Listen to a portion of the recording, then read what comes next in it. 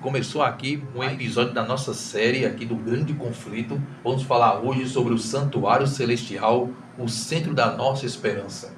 Isso mesmo, eu e você temos nossa esperança na certeza de que existe no céu um intercessor. E ele intercede lá no Santuário Celestial. No capítulo 25 de Êxodo, no verso 8, está escrito o seguinte, diz assim: E me farão um santuário e habitarei no meio deles. Aqui, Deus estava falando com Moisés e Deus orientou Moisés a mandar fazer um santuário. E Deus iria habitar no meio do povo ali no santuário. Esse santuário, diferente das grandes construções que existem hoje, de grandes catedrais e igrejas, esse santuário era uma tenda. E nessa tenda era ali realizado os ritos, as cerimônias sagradas para o culto a Deus. Também era um lugar onde o pecador poderia encontrar graça e misericórdia e perdão através da intercessão do sacerdote, como também através das ofertas pelos pecados que eram levadas ali no santuário. Claro que essa doutrina do santuário, desde o Antigo Testamento até o Novo Testamento, é uma doutrina que fala de esperança e de salvação. O povo do Advento, no século XIX, estudou as profecias. E quando chegou nas profecias de Daniel, eles tiveram a compreensão de que o santuário seria o centro, muito importante, para compreender amplamente Daniel capítulo 8 e Daniel capítulo 9.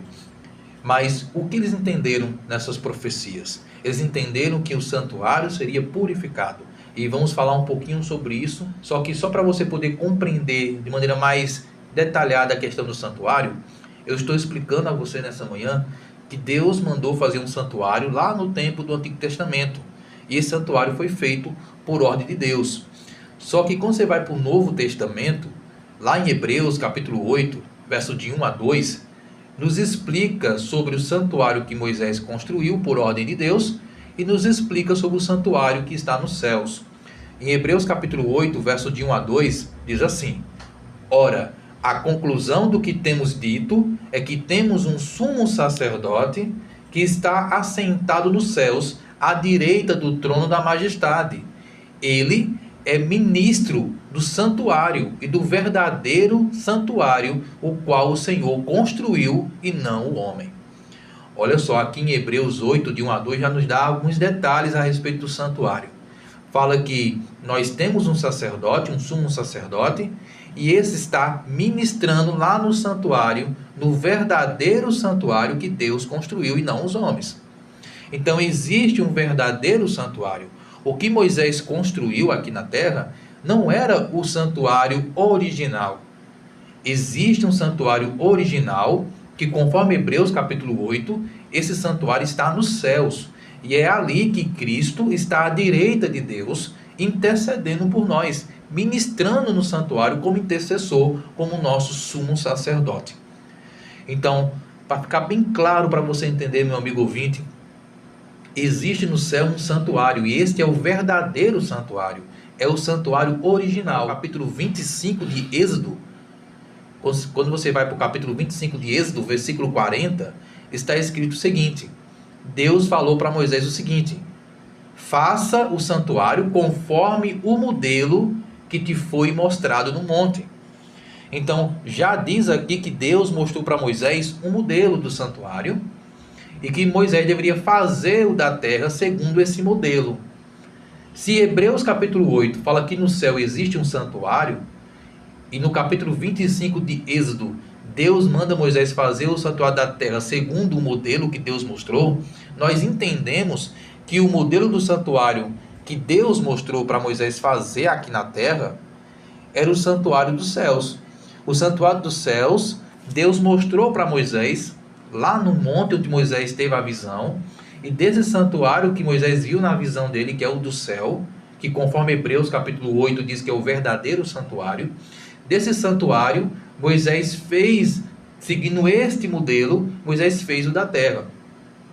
Aí quando você vai para o livro de Apocalipse, você encontra ali em Apocalipse, no capítulo número 11, capítulo 8 e capítulo 6, elementos do santuário do céu que também tinha no santuário da terra. Exemplo, em Apocalipse capítulo 6, você encontra um altar de sacrifício. E lá no santuário da terra também tinha um altar de sacrifício.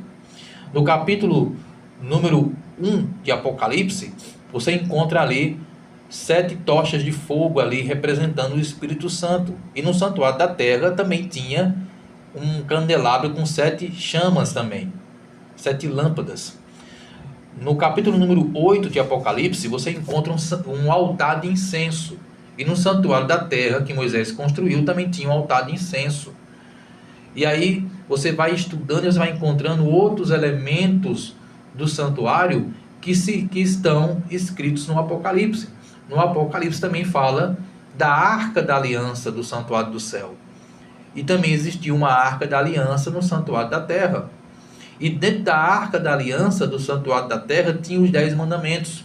E nós acreditamos também que, conforme é apresentado em Apocalipse, existe no céu uma arca da aliança. Então ali também deve ter os 10 mandamentos também. Então nós entendemos que no céu existe um santuário. E esse santuário que tem no céu foi mostrado a Moisés, conforme diz o capítulo 25 de Êxodo. E desse santuário que Moisés viu, Moisés fez o da terra, seguindo o modelo que Deus mostrou. Só que aqui em Hebreus já fala que no santuário dos céus, quem está ali intercedendo por nós é Jesus Cristo. Diz que nós temos um sumo sacerdote, e este é Jesus. Então é Jesus que intercede por você, é Jesus que roga por você, é Jesus que perdoa você dos céus. Então somente Cristo pode interceder por você. Algumas pessoas confiam na intercessão de padres, mas na verdade, segundo a Bíblia, você só tem um intercessor e é Jesus. E Hebreus capítulo 8 então fala assim, diz que ele é o nosso sumo sacerdote. Isso quer dizer que ele é o sacerdote supremo, é Jesus. E é a ele que compete a função de interceder. Não é nenhum outro santo ou mediador que o ser humano tenha inventado que pode interceder por você. Existe até aquela reza bem conhecida que diz assim, para Maria rogar por nós, né? Só que segundo a Bíblia, quem roga por nós é Jesus Cristo. Conforme Hebreus capítulo 8, verso de 1 a 2. Ele é o nosso intercessor, que está intercedendo no santuário dos céus. Você pode acreditar no que eu estou lhe dizendo, que está conforme a Bíblia, ou você pode seguir as tradições que você aprendeu talvez com seus pais. Mas, segundo a Bíblia, a palavra de Deus, a Bíblia é a verdade. Não é o que os seus pais ensinaram, não é o que o seu pastor ensina, não é o que o seu padre lhe ensinou, mas é o que está na Bíblia que é a verdade. E a verdade é que você só tem um intercessor que está nos céus, e este é Jesus o Cristo, que está intercedendo por você no santuário do céu. Capítulo 3, verso 16 de João, diz assim: Deus amou o mundo de tal maneira que deu seu único Filho, para que todo que nele crê não morra, mas tenha vida eterna. Está vendo que mais uma vez a Bíblia apresenta Jesus como a única solução para o pecador? Por isso ele está no santuário do céu, por isso só ele pode interceder por você. Nenhum outro santo, nenhum padre, bispo, pastor pode cumprir a função de intercessor celestial. Só Cristo intercede nos céus. Só Cristo intercede por você. Você não tem que correr para contar os seus pecados a nenhum homem. Você tem que contar os seus pecados a Jesus, que é o teu único sumo sacerdote. É o que diz a Bíblia. E foi através da morte dele que você tem esperança de vida eterna. É o que entendemos aqui em João 3,16. Em Romanos capítulo 8, verso 34, diz assim: é Cristo Jesus quem morreu, ou antes que ressuscitou, o qual está à direita de Deus e também intercede por nós. Olha só o que o apóstolo Paulo escreveu, ó. Romanos 8, verso 34. Paulo diz que é Cristo Jesus que morreu por nós. E foi ele que ressuscitou. Ele está à direita de Deus. Não, aqui não é apresentado nenhum outro santo ali. Apenas Jesus, à direita de Deus. E diz que somente Jesus intercede por nós. No final do verso 34 diz que é ele, Jesus, que intercede por nós. Não é Maria, não é padres, não é sacerdotes, não é pastores, Não é nenhum destes que está a sua esperança de vida eterna. Está em Jesus Cristo. É Ele que intercede por você. Ele intercede à direita de Deus, no santuário dos céus. É o que diz a palavra de Deus. Mas em Daniel, na profecia ali, Daniel capítulo 8, fala sobre uma purificação do santuário dos céus.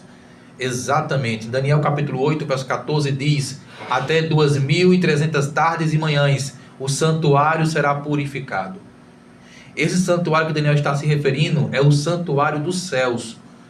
O santuário da terra, conforme o livro de Levítico capítulo 16, tinha também uma festividade de purificação. Durante todo o ano, os pecadores iam até o santuário da terra e levavam a sua oferta pelos pecados. E ali um animal era morto pelo pecador, isso todos os dias. E uma vez no ano existia uma festividade de purificação do santuário. E uma vez no ano, todos os pecados que foram levados no santuário, levados ao santuário simbolicamente, estavam ainda no santuário. E uma vez no ano, todos aqueles pecados eram retirados do santuário, através de uma cerimônia ali chamada de Dia da Expiação. Uma vez no ano, os pecados que estavam simbolicamente ali colocados no santuário eram retirados do santuário, conforme o capítulo 16 de Levítico, verso 16 a 19, você entende melhor sobre esse assunto. Quando estudamos a profecia mais a fundo, compreendemos que no ano de 1844, exatamente no ano de 1844, se cumpriu essa profecia, iniciou-se a purificação do santuário, não do da terra, mas do santuário dos céus. E aí, desde 1844, iniciou-se a obra de purificação do santuário. Em Hebreus capítulo 9, verso 24, diz assim: Cristo não entrou num santuário feito por mãos humanas. Porém, Cristo entrou no mesmo céu para agora comparecer por nós perante a face de Deus. Aqui diz que Cristo entrou no santuário que está nos céus para comparecer perante Deus. Ele é o nosso intercessor.